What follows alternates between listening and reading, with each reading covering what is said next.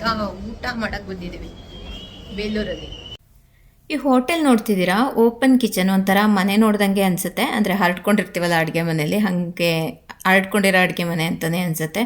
But ಅವರು ಅಷ್ಟು ಬಿಸಿಲಲ್ಲಿ ಅಡುಗೆ ಮಾಡ್ತಿರೋದು ನೋಡಿದ್ರೆ ನಮಗೆ ಒಂಥರ ಶೆಕೆ ಆಗುತ್ತೆ. ಆ ಗ್ಲಾಸ್ ಇದೆಯಲ್ಲ ಅದರೊಳಗಿಂದ ತುಂಬ ಬಿಸಿಲು ಬರುತ್ತಾ ಅಂತ ಅನಿಸ್ತಾ ಇತ್ತು. ಇಲ್ಲಿ ಬಿರಿಯಾನಿ ಮತ್ತು ಕಬಾಬ್ ತುಂಬಾ ಚೆನ್ನಾಗಿರುತ್ತೆ. ಮೊದಲೇ ಬಿರಿಯಾನಿ ಕಬಾಬ್ ಅಲ್ಟಿಮೇಟ್ ಕಾಂಬಿನೇಷನ್. ಇಲ್ಲಂತೂ ತುಂಬಾ ಚೆನ್ನಾಗಿ ಮಾಡ್ತಾರೆ ಮಾತ್ರ. ಇದು ಯಾವ ಹೋಟೆಲ್ ಅಂತ ಗೊತ್ತಾದರೆ ಕಮೆಂಟ್ ಸೆಕ್ಷನಲ್ಲಿ ಹೇಳಿ, ಓಕೆನಾ. ಇದು ಬೇಲೂರಲ್ಲಿರೋದು. ಊಟ ಮಾಡೋವರೆಗೂ ಚೆನ್ನಾಗಿತ್ತು. ಆಮೇಲೆ ನಾನ್ ವೆಜ್ ತಿಂದಿದ್ದು ಯಾಕೋ ಗಿಲ್ಟ್ ಸ್ಟಾರ್ಟ್ ಆಗಿಬಿಡ್ತು ನನಗೆ. ಒಂದು ಮಿಸ್ಟೇಕ್ ಅಂತ ಅನಿಸ್ತು ನನಗೆ. ಯಾಕೆ ಅಂತ ಆಮೇಲೆ ಹೇಳ್ತೀನಿ. ಕೀಪ್ ವಾಚಿಂಗ್, ಓಕೆನಾ.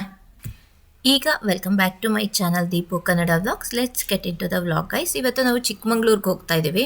ತುಂಬ ಸಲ ಹೋಗಿದ್ರು ಕೆಲವೊಂದು ಜಾಗನ ನೋಡಿರಲಿಲ್ಲ. ಎಲ್ಲಿ ನಿಂತ್ಕೊಂಡ್ರು ಡಿಫ್ರೆಂಟ್ ವ್ಯೂ ಕಾಣುತ್ತೆ. ನಿಮಗೆ ಟ್ರೆಕ್ಕಿಂಗ್ ಎಲ್ಲ ಹೋಗಕ್ಕೆ ಬೇಜಾರಾಗಿ ಫಿಸಿಕಲ್ ರಿಸ್ಕ್ ಇಲ್ಲದೆ ಮೆಂಟಲ್ ಪೀಸ್ ಬೇಕು ಅಂತ ಅಂದರೆ ಇಲ್ಲಿಗೆ ಬರ್ಬೋದು. This drive offer such beautiful scenic views ಅಂದರೆ ಅದ್ಭುತ. ಈ ಬೆಟ್ಟ ಎಂಟರ್ ಆಗ್ತಿದ್ದಂಗೆ ನೀವೇನು ಮಾಡಬೇಕಪ್ಪ ಅಂತ ಅಂದರೆ ಫೋನೆಲ್ಲ ತೆಗೆದು ಸೈಡಿಗೆ ಇಟ್ಬಿಟ್ಟು ಒಂದು ಒಳ್ಳೆ ಮ್ಯೂಸಿಕ್ ಹಾಕ್ಕೊಂಡು ಜಸ್ಟ್ ಆ ವ್ಯೂನ ಎಂಜಾಯ್ ಮಾಡಬೇಕು. ಆ ಪ್ರಕೃತಿ ನಮಗೆ ಏನು ಹೇಳ್ತಾ ಇರುತ್ತೆ ಅಂದರೆ ಒಂದು ಡೀಪ್ ಬ್ರೆತ್ ತೊಗೊಂಡು ಇರೋ ಜಂಜಾಟಗಳನ್ನೆಲ್ಲ ಮರ್ತೋಗಿ ಈ ಕ್ಷಣನ ಅನುಭವಿಸಿ ನನ್ನ ಜೊತೆ ಅಂತ ಹೇಳ್ದಂಗಿರುತ್ತೆ.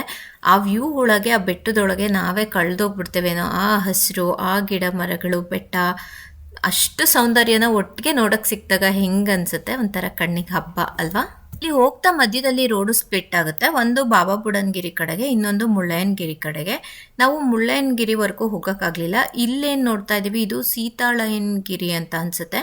ಅಲ್ಲೊಂದು ಶಿವನ ದೇವಸ್ಥಾನ ಇದೆ. ನಾನು ಆಗಲೇ ಹೇಳಿದೆ ಅಲ್ವಾ, ನಾನ್ ವೆಜ್ ತಿಂದಿದ್ದಕ್ಕೆ ಬೇಜಾರಾಯಿತು ಅಂತ. ದೇವಸ್ಥಾನದ ಒಳಗಡೆ ಹೋಗೋಕ್ಕಾಗಲಿಲ್ಲ, ಅದಕ್ಕೆ ಬೇಜಾರಾಯಿತು. ತುಂಬ ಸಲ ನೋಡಿದ್ದೀವಿ ದೇವಸ್ಥಾನನ, ಆದರೂ ಇಷ್ಟು ದೂರ ಹೋಗಿ ಒಳಗೆ ಹೋಗೋಕ್ಕಾಗಲಿಲ್ವಲ್ಲ ಅನ್ನೋ ಒಂದು ಬೇಜಾರು. ಹಾಗಾಗಿ ಹಂಗೆ ಬಂದ್ವಿ. ಅಲ್ಲೆಲ್ಲ ನೋಡ್ಕೊಂಡು ಸುತ್ತಾಡ್ಕೊಂಡು ಇಲ್ಲೊಂದು ಟ್ರೆಕ್ಕಿಂಗ್ ಇದೆ. ಎಷ್ಟು ಸುಸ್ತಾಗುತ್ತೆ. ಮತ್ತೆ ಅಲ್ಲಿ ಕಲ್ಗಳು ಕಾಣಿಸ್ತಾ ಇದೆಯಲ್ಲ ನಿಮ್ಗೆ, ತುಂಬಾ ಸ್ಲಿಪರಿ ಇರುತ್ತೆ. ಅದು ಒಂಥರ ಬಳ್ಪದ ಕಲ್ ತರ ಜಾರುತ್ತೆ ಅದು ಕಲ್ಲು. ಅಲ್ಲಿಗೆ ಹೋಗಿ ನಿಂತ್ಕೊಂಡ ತಕ್ಷಣ ಎಷ್ಟು ತಣ್ಣಗಿತ್ತು, ಎಷ್ಟು ಬಿಸಿಲಿದ್ರು ಅಂದ್ರೆ ನೋಡಕ್ ಒಂಥರ ಚೆನ್ನಾಗಿತ್ತು. ಅದೇ ವ್ಯೂ ಕಾಣಿಸ್ತಾ ಇದೆ. ಇವರಿಬ್ರಂತೂ ಹತ್ತುತ್ತಾನೆ ಇಲ್ಲ. ಒಂದಿಷ್ಟೇ ಬ್ಯಾಟ್ರಿ ಮತ್ತೆ ಡೌನ್ ಆಯ್ತು.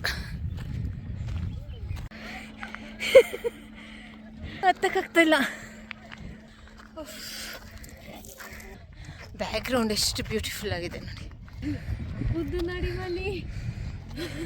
ಹತ್ತಕ್ಕಾಗ್ತಾಯಿಲ್ಲ. ಏನಾಗಿದೆ?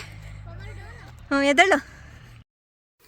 ಇದೇನಂದರೆ ತುಂಬ ಇನ್ಕ್ಲೈನ್ ಮತ್ತು ಜೋರು ಗಾಳಿ ಇರೋದ್ರಿಂದ ಅಲ್ಲಿ ಹತ್ತಕ್ಕೆ ತುಂಬಾ ಕಷ್ಟ ಅನ್ನಿಸ್ತಾ ಇತ್ತು. ಉಸಿರಾಡಕ್ಕೂ ಕಷ್ಟ ಅನ್ನಿಸ್ತಾ ಇತ್ತು. ಅಂತೂ ಇಂತೂ ತಿಂದಿರೋದನ್ನೆಲ್ಲ ಕರಗಿಸಿದ್ವಿ ಅಂತ ಒಂದು ಸಮಾಧಾನ ಆಯಿತು ನನಗೆ. ಕರ್ನಾಟಕದ ಹೈಯೆಸ್ಟ್ ಪೀಕಿಗೆ ತುಂಬ ನಿಯರೆಸ್ಟ್ ಇದ್ದೀವಿ. ಚಂದ್ರದ್ರೋಣ ಪರ್ವತದ ಮೇಲಿದ್ದೀವಿ. ಎಷ್ಟು ಬ್ಯೂಟಿಫುಲ್ ಆಗಿದೆ ನೋಡಿ. ಮತ್ತು ಕರೆಕ್ಟ್ ಟೈಮಿಗೆ ಬಂದಿದ್ದೀವಿ ಅನ್ನಿಸ್ತಾ ಇದೆ. ತುಂಬ ಬಿಸಿಲಿಲ್ಲ.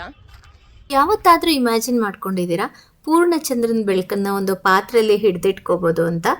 ಈ ಪ್ಲೇಸಿಗೆ ಚಂದ್ರದ್ರೋಣ ಪರ್ವತ ಅಂತ ಹೆಸರು ಬರೋಕ್ಕೆ ಅದೇ ಕಾರಣ. ಅರ್ಧ ಚಂದ್ರನ ಆಕೃತಿಯಲ್ಲಿದೆಯಂತೆ ಇಡೀ ಪರ್ವತ ಶ್ರೇಣಿ.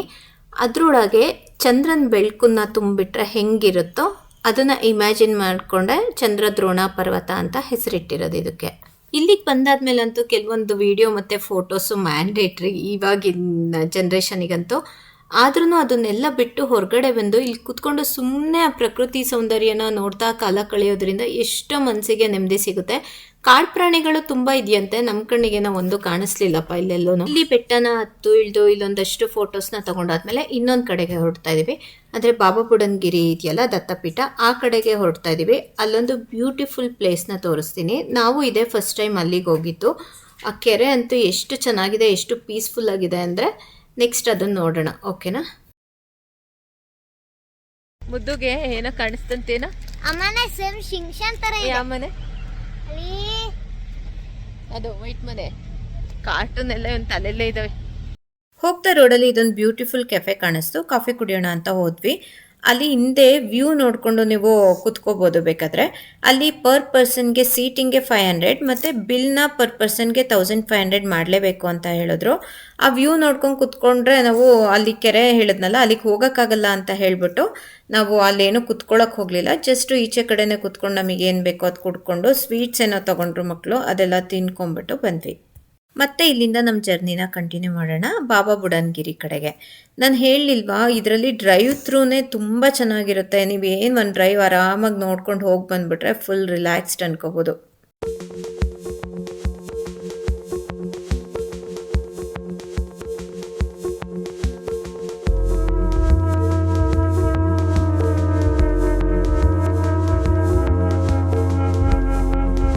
ಜಾಗಕ್ಕೆ ಮತ್ತೆ ಮತ್ತೆ ಏನಕ್ಕೆ ಹೋಗಬೇಕು ಅನ್ಸುತ್ತೆ ಅಂತ ಅಂದರೆ, ಒಂದು 100 ಮೀಟರ್ಸ್ಗೂ ವ್ಯೂ ಚೇಂಜ್ ಆಗ್ತಾನೆ ಹೋಗುತ್ತೆ ಡ್ರೈವಲ್ಲಿ. ಅದು ಒಂಥರ ರಿಲ್ಯಾಕ್ಸ್ ಅನಿಸುತ್ತೆ. ಒಂದೇ ಥರ ವ್ಯೂ ಆದರೆ ನೋಡೋಕೆ ಬೋರ್ ಹೊಡಿಯುತ್ತೆ. ಇದು ಬೇರೆ ಬೇರೆ ಥರ ವ್ಯೂ ಚೇಂಜ್ ಆಗುತ್ತೆ. ಮತ್ತು ಅಲ್ಲಲ್ಲಿ ಫಾಲ್ಸ್ ಇದ್ದಾವೆ, ನಿಮಗೆ ಫಾಲ್ಸ್ಗೂ ಕರ್ಕೊಂಡು ಹೋಗ್ತಾರೆ ಜೀಪಲ್ಲಿ. ಅವ್ರದ್ದೇ ಜೀಪಲ್ಲೇ ಹೋಗಬೇಕು, ಆಫ್ ರೋಡಿಂಗ್ ಇರುತ್ತೆ ಸ್ವಲ್ಪ ದೂರ ಹಾಗಾಗಿ.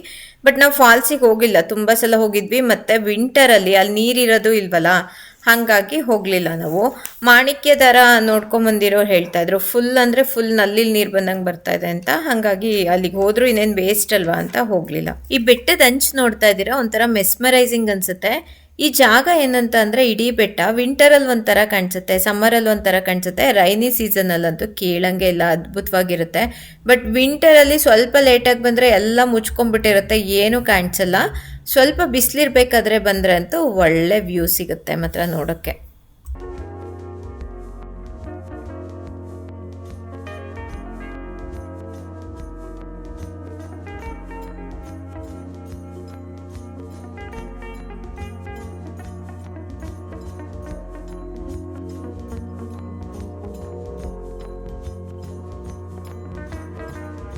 ಈ ಪರ್ಟಿಕ್ಯುಲರ್ ಪ್ಲೇಸ್ ಏನು ನೋಡ್ತಾ ಇದ್ದೀರಾ ನೋಡಿ, ನಾವು ಸೈಡಲ್ಲಿ ಒಂದು ರೋಡಲ್ಲಿ ಹೋಗ್ತಾ ಇದ್ದೀವಿ. ಒಳಗಡೆ ಫುಲ್ಲು ಹಳ್ಳ ಥರ, ಅಂದರೆ ಒಂದು ಪಾತ್ರೆ ಥರ ಇದೆ. ಇದ್ರೊಳಗಡೆನೇ ಏನೋ ಚಂದ್ರನ ಬೆಳಕು ತುಂಬ್ಕೊಳ್ಳೋದು, ಅದಕ್ಕೆ ಚಂದ್ರದ್ರೋಣ ಪರ್ವತ ಆಗಿದೆ ಅಂತ ಅನಿಸುತ್ತೆ. ಬಟ್ ಅದನ್ನು ನಾವು ಫೀಲ್ ಮಾಡ್ಬೋದು, ಫುಲ್ಲು ಹಳ್ಳ ಥರ ಇರುತ್ತೆ, ಒಂದು ಬಟ್ಲು ಥರ ಕಾಣಿಸುತ್ತೆ, ದೊಡ್ಡ ಬಟ್ಲು ಅನ್ಕೋಬೋದು. ಇಲ್ಲಿ ರೋಡ್ ಸೈಡಲ್ಲಿ ತಿನ್ನಕ್ಕೆ ಜೋಳ ಆಮೇಲೆ ಮ್ಯಾಗಿ ಆ ಥರದ್ದೆಲ್ಲ ಮಾರ್ತಾನೆ ಇರ್ತಾರೆ. ಹತ್ರ ಮಂಕಿಗಳು ಸಿಕ್ಕಾಬಟ್ಟೆ ಇದ್ದಾವೆ ನೋಡಿ, ಕೂತಿದ್ದಾವೆ. ನಮ್ಮ ಹತ್ರನೂ ನಾವೇನೋ ಉಂಡೆ ತೊಗೊಂಡೋಗಿದ್ವಿ ಎಳ್ಳಿಂದು, ಅದನ್ನು ಕೊಟ್ಟು ಬಂದ್ವಿ.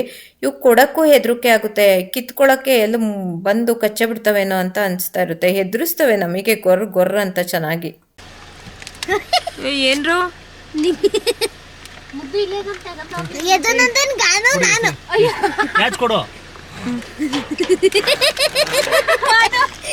ಯಾವ್ದು ಕ್ಯಾಚ್ ಹಿಡ್ದಿದ್ದು? ಆ ಕಡೆ ಬೇಡ, ಅಲ್ಲಿ ಇಟ್ಕಡೆ ಐತ್ ನೋಡು, ಅಲ್ಲೇ ಅದೇ ಅದೇ ಅದು. ಅಯ್ಯೋ ಸಾರಿ. ಹೆಂಗಿದ್ವು ಮುದ್ದು ಮಂಕಿ? ನಾನು ಎದು ನಂದನು ಗಾನವು 3 ಮಂಕಿ, ಇವ್ರು 3 ಜನ. ಇದು ನಂದನ್ನು, ಮುದ್ದು, ಗಾನವ್. ಮುದ್ದು ಅಲ್ಲ ಸಾರಿ, ಭುವನ್, ಇದು ನಂದನ್, ಗಾನವ್. ಈ 3 ಮಂಕಿನೂ ಮೊನ್ನೆ ಸ್ಕೂಲ್ ಹತ್ರ ಇವನ್ನ ಪಿಕ್ ಮಾಡೋಕ್ಕೆ ಅಂತ ಹೋಗಿದ್ದಾಗ 3 ಮಂಕಿನೂ ನಿಲ್ಸಿದ್ರು ಒಂದು ಕಡೆ. ಯಾಕೋ ಮಾತಾಡ್ತಾರೆ ಅಂತ ನಿಲ್ಸಿದ್ರು. ಬಸ್ಸಲ್ಲ ಸ್ಕೂಲಲ್ಲ? ಬಸ್ಸಲ್ಲಿ, ಸ್ಕೂಲ್ ಬಸ್ಸಲ್ಲಿ ಮಾತಾಡ್ತಾರೆ ಅಂತ.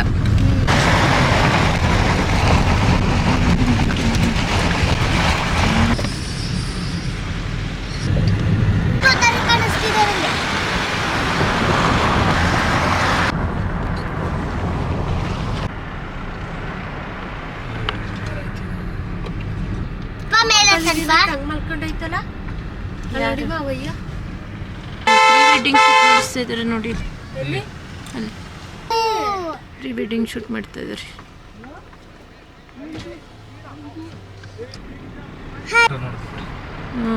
ಡ್ರೋನ್ ಶಾಟ್ಸ್ ತೆಗಿತಾ ಇದ್ದಾರೆ.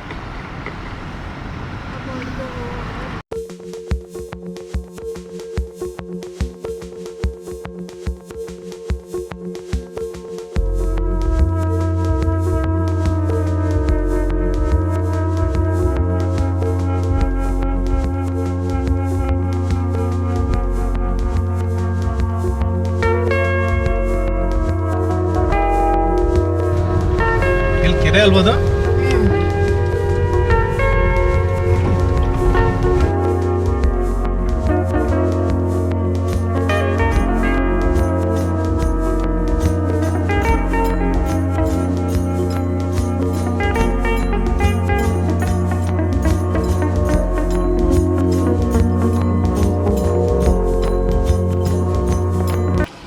ಈಗ ಬಾಬಾ ಬುಡನ್ಗಿರಿ ಯಾವ್ದು ಕೆರೆ, ಗಾಳಿ ಕೆರೆ ಹತ್ರ ಬಂದಿದ್ದೀವಿ.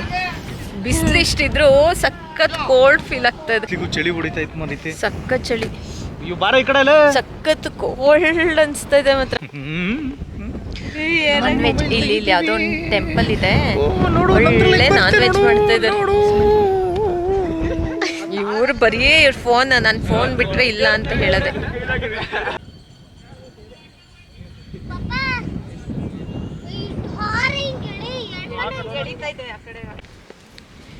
ಈಗ ಗಾಳಿಕೆರೆ ಹತ್ರ ಇದ್ದೀವಿ. ಇಲ್ಲೊಂದು ಅಂದರೆ ಒಂದು ಸ್ಟ್ರಾಂಗ್ ವೈಬಿರ ಅಂತ ಒಂದು ಟೆಂಪಲ್ ಇದೆ, ಗಾಳಿ ಆಂಜನೇಯ ಟೆಂಪಲ್ ಅನಿಸುತ್ತೆ. ನಾನು ಅಲ್ಲಿ ಅಂದರೆ ಈ ವೆಂಕಟೇಶ್ವರ ಸ್ವಾಮಿ ಸಿಂಬಲ್ ನೋಡ್ಬಿಟ್ಟು ವೆಜ್ ಅಂದ್ಕೊಂಡೆ, ಬಟ್ ಇಲ್ಲಿ ದೇವಸ್ಥಾನದಿಂದ ಎಲ್ಲ ನಾನ್ ವೆಜ್ನು ಮಾಡ್ತಾ ಇದ್ದಾರೆ. ಕೆರೆ ವ್ಯೂ ಮಾತ್ರ ತುಂಬ ಚೆನ್ನಾಗಿದೆ, ತೋರಿಸ್ತೀನಿ.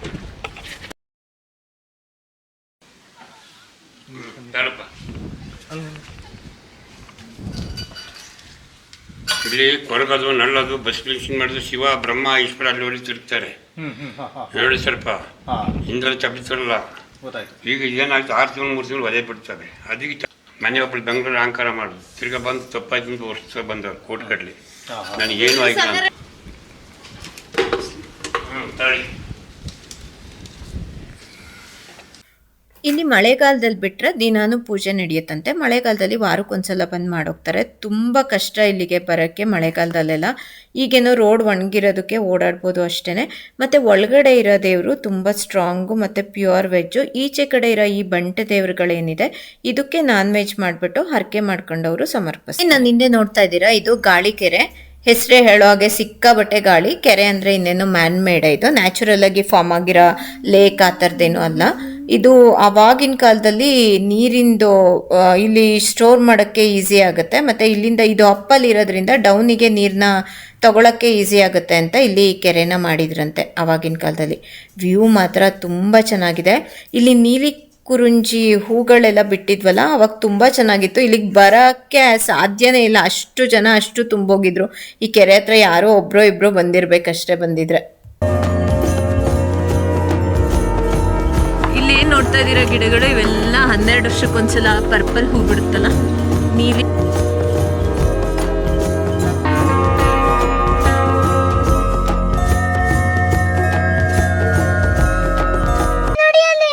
ಆಲ್ಮೋಸ್ಟ್ ಸನ್ಸೆಟ್ ಆಗಕ್ಕೆ ಬಂದಿದೆ. ವ್ಯೂ ಮಾತ್ರ ತುಂಬ ಚೆನ್ನಾಗಿದೆ. ಸುತ್ತಿಗೆ ಇವರು ಅಲ್ಲೊಂದು ಯಾವುದೋ ಮನೆನೋ ರೆಸಾರ್ಟೋ ಮಧ್ಯದಲ್ಲಿ ಕಾಣಿಸ್ತು, ಅದನ್ನ ಝೂಮ್ ಮಾಡಿ ನೋಡ್ತಾ ಇದ್ರಿ ಏನದು ಅಂತ. ಎಷ್ಟು ಚಿಕ್ಕಾಗಿದೆ ನೋಡಿ ಕಾಡು, ಪುಟಾಣಿ ರೋಡು.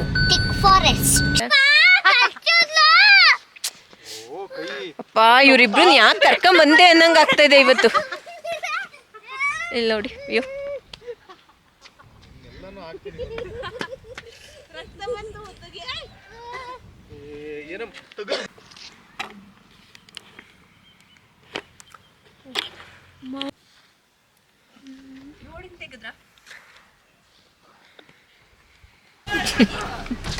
ಅಲ್ಲಿ ಯಾರೋ ಏ ಅಂತಿದ್ರೆ ನಮ್ಮ ಮುದ್ದು ಇಲ್ಲಿಂದ ಬಿ ಬಿ ಬಿ. ಆಲ್ಮೋಸ್ಟ್ ಎಲ್ಲ ಮುಗ್ದು ಮನೆಗೆ ರಿಟರ್ನ್ ಹೋಗ್ತಾ ಇದೀವಿ. ಇಲ್ಲೊಂದು ಕಾಡಂದಿ ಕಾಣಿಸ್ತು, ಅದನ್ನ ಹುಡುಕೊಂಡು ಹೋಗಿದ್ದಾರೆ ಇವಾಗ ಈಚೆ. ಅದು ಸಿಗ್ತಾ ಇಲ್ಲ, ಇವ್ರು ಬಿಡ್ತಾ ಇಲ್ಲ. ಇದು 2ನೇ ಸಲ ಬಂದಿರೋದು ಸೇಮ್ ಪ್ಲೇಸಿಗೆ. ಇಲ್ಲೇನೋ ತಿಂತಾ ಇತ್ತು ಪಾಪ, ಪ್ಲಾಸ್ಟಿಕ್ಸ್ ಎಲ್ಲ ತಿಂದ್ಬಿಟ್ಟಿರೋದು. ಇಲ್ಲಿ ಬೆಳಕಷ್ಟೇ ಅಲ್ಲ, ಕತ್ಲೆಲ್ಲೂ ವ್ಯೂ ತುಂಬಾ ಚೆನ್ನಾಗಿರುತ್ತೆ. ಕತ್ಲೆಲ್ಲಿ ನೋಡೋಕ್ಕೂ ಚೆನ್ನಾಗಿರುತ್ತೆ.